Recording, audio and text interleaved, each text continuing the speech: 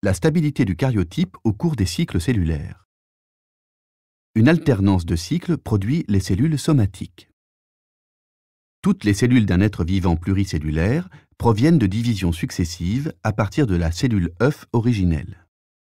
On appelle cycle cellulaire la période qui s'étend depuis la formation d'une cellule, par division d'une cellule mère, jusqu'au moment où cette cellule finit elle-même de se diviser en deux cellules filles.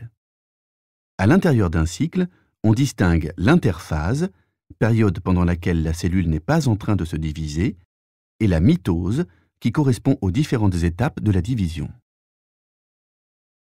Différents états de condensation de l'ADN au cours du cycle cellulaire. Au début de la mitose, les molécules d'ADN subissent une condensation, elles s'enroulent sur elles-mêmes, et prennent la forme de petits bâtonnets colorables, bien individualisés car condensés, les chromosomes, du grec chroma, couleur, et soma, corps.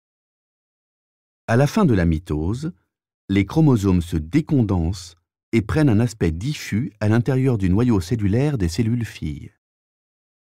Durant l'interphase qui suit, les chromosomes restent dans cet état décondensé. Des chromosomes alternativement simples ou doubles. L'interphase peut être découpée en 3 phases successives. La phase G1, G de l'anglais gap égale intervalle, pendant laquelle la quantité d'ADN par cellule reste constante. Pendant cette étape, les chromosomes sont simples, chacun d'eux est constitué d'une unique molécule d'ADN.